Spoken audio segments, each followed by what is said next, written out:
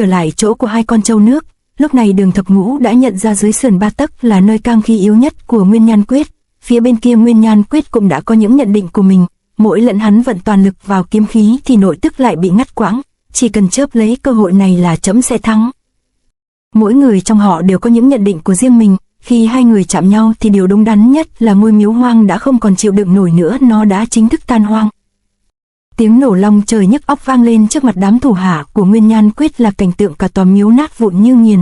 Từ trước đến nay hình tượng Nguyên Nhan Quyết là vô địch thiên hạ luôn được họ khắc sâu trong tâm khảm. Nay chứng kiến chủ công gặp phải cao thủ ngang ngửa khiến tất thảy ai nấy đều phải kinh ngạc mơ hồ. Rốt cuộc là ai sẽ thắng đây? Đa Đồ là nhân vật thân cận nhất của ông ta cũng không là ngoại lệ. Khói bụi dần được gió tản đi để lộ ra hai con người bất phàm đang đứng giữa đống đổ nát.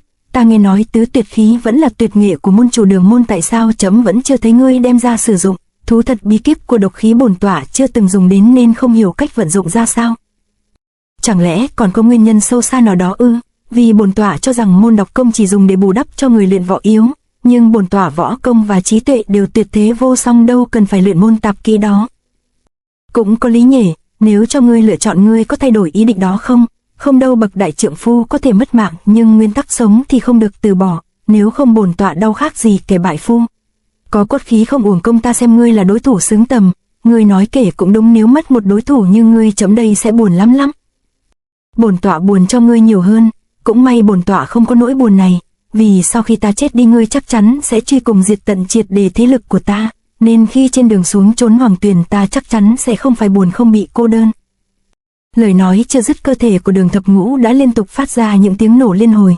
Anh ta đang gồng người lên để đẩy kình lực của Bá Quyền còn ẩn tàng trong cơ thể ra ngoài. Là bằng hữu tốt, đây là điều duy nhất trẫm có thể làm cho ngươi lúc này, là cứ yên tâm mà lên đường đi. Nguyên Nhan Quyết đã nắm được khi Đường Thập Ngũ vận kình chính là lúc anh ta yếu nhất, nên khi thấy Đường Thập Ngũ phải toàn lực trục Vương Quyền ra, ông ta lập tức lao vào. Quyền đã xuất ra như lôi điện đến gần Đường Thập Ngũ thì mắt của ông ta bỗng có biểu hiện lạ, trợn ngược trừng trừng, rồi một điều không ai nghĩ đến, ông ta đột ngột thắng gấp.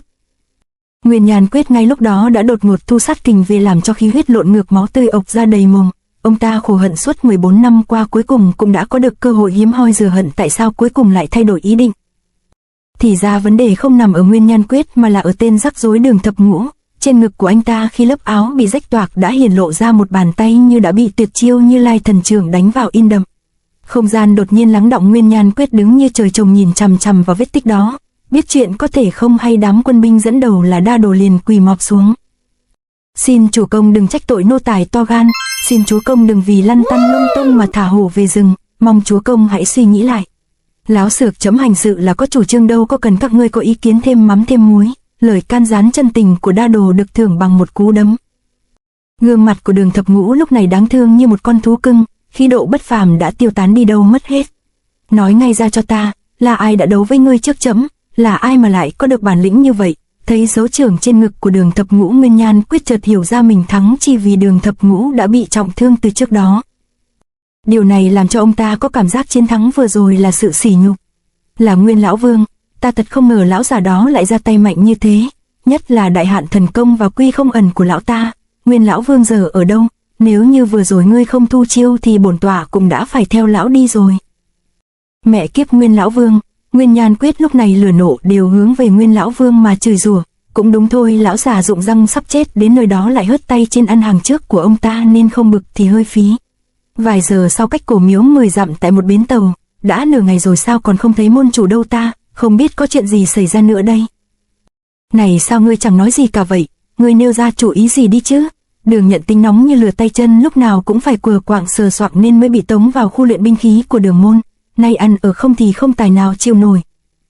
Không cần thiết phải đoán già đoán non chi cho tốn ca lo, môn chủ đã nói dù thắng hay bại thì môn chủ cũng sẽ sống sót trở về, vì vậy ngươi không cần phải nôn nao nóng nảy, điều chúng ta có thể làm tốt nhất lúc này là tiếp tục chờ đợi.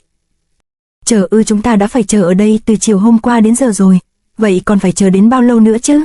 Theo ta nên lập tức dẫn quân trở về để... Đường Nhận chưa nói hết câu đã bị Bất Á nhảy vào họng ngồi. Đề nghị của ngươi hay lắm nhưng không cần nữa đâu, vì môn chủ đã lết về tới rồi. Đúng như những gì mà Đường Thập Ngũ đã dự đoán từ trước khi trận chiến xảy ra, anh ta đã thực sự trở về vì Đường Thập Ngũ hiểu rất rõ con người của Nguyên Nhan Quyết. Điều mà Nguyên Nhan Quyết cần là sự thắng lợi chân chính, vì vậy trước khi đạt được mục đích y sẽ không giết anh ta. Chính vì hiểu quá rõ tính cách và con người của đối thủ nên Đường Thập Ngũ mới dám một mình mạo hiểm lấy thân thử thuốc kiểm tra thực lực của địch. Nhưng cái giá của biểu hiện lâm sàng sau khi thử quả không ít một chút nào. Môn chủ bị thương nặng quá rồi, hãy ngồi xuống để thuộc hạ vận công điều tức trị thương. Không cần đâu, thương thế của ta chữa sau cũng được. Chuyện cấp bách trước mắt là lập tức khởi hành đến Trung Nguyên, tiến đến giấc mơ thiên hạ đệ nhất đường. Chuyện này đúng là gấp thật, nhưng cũng phải chùi máu trên mặt cho sạch sẽ đi anh giai. Lúc này ở một đống đổ nát bụi bay mịt mù có một người đang ngồi nốc rượu. Đúng rồi, ông ta chính là Nguyên Nhan Quyết. Đường Thập Ngũ lúc này đã rời đi đã lâu mà Nguyên Nhan Quyết vẫn lặng lẽ ngồi uống rượu. Không biết ông ta ngồi đây để dùng rượu nuốt cho xuôi cơn giận hay là đang luyện sơ gan thần trưởng nữa. Cửu binh vệ, đến khi rượu trong các túi đều đã được Nguyên Nhan Quyết nốc tới cạn sạch, ông ta mới bắt đầu nhúc nhích. Trẫm tha cho tên Đường Thập Ngũ đó, chắc là các ngươi đang cười trẫm là ngu ngốc có đúng không? Ngậm rượu vào thì lời ra Nguyên Nhan Quyết quay sang ngậm máu phun người. Chúa công minh xét bỉ chức không hề có ý đó, nếu có nói sai chút xíu thì trời chu đất diệt. Cứ coi như là các ngươi đã nói thật, nhưng cũng phải thừa nhận là trẫm ngu ngốc thật. Nếu không phải vì dục vọng cầu thắng thì khi thấy Đường Thập Ngũ xuất hiện chỉ có một mình trẫm phải phát giác ra ngay âm mưu của hắn mới phải.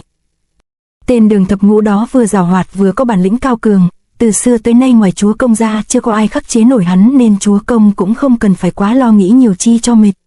Trẫm rất hiểu nỗi lo trong lòng của ngươi.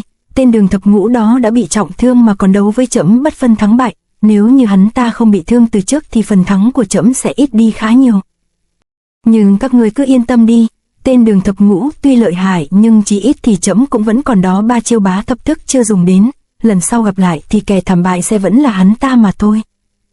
Ý của chúa công là muốn tiếp tục lưu lại Trung Thổ một thời gian nữa, đợi cho Đường Thập Ngũ hồi phục rồi sẽ đấu tiếp sao? Người hỏi là Nguyệt Hạ Lang cáp sát anh ta vẻ mặt lạnh lùng nhưng đặc biệt hùng tàn khát máu. Người này cũng là một trong những mãnh tướng tâm đắc nhất của Nguyên Nhan Quyết. Người thông minh lắm nhưng mà cũng chỉ mới đoán được đúng một nửa mà thôi.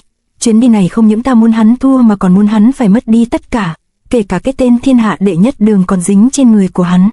Truyền lệnh của trẫm, toàn quân lập tức khởi hành theo trẫm đến Thần Châu diệt Đường môn rồi đoạt luôn thiên hạ. Đường Thập Ngũ, ta hẹn ngươi cùng tái tranh hùng ở đất Thần Châu. Trận quyết chiến sinh tử để luận cao thấp vẫn còn tiếp tục, nhưng rời địa điểm về đất Thần Châu. Cuối cùng bá vương cường giả thật sự như cái danh xưng ấy sẽ thuộc về ai đây? Vẫn còn một cao thủ nữa tưởng chừng như đã bốc hơi, một người đáng chết mà vẫn chưa thể chết được. Người nguy hiểm này đang ở trong đống đổ nát của Đường môn lồm cồm bò ra, trên tay ông ta vẫn không quên ôm hàng. Đường Thập Ngũ, ngươi hãy hứa với ta là phải sống cho thật tốt, cố mà vươn đi thật xa, nếu không đến khi ta tìm được nhà ngươi thì chỉ sợ ngươi không đủ tiền để mà tất toán lãi và gốc của món nợ này. Người vừa trồi lên đó chính là cao thủ đệ nhị Đường môn, Đường Tiêu Vũ.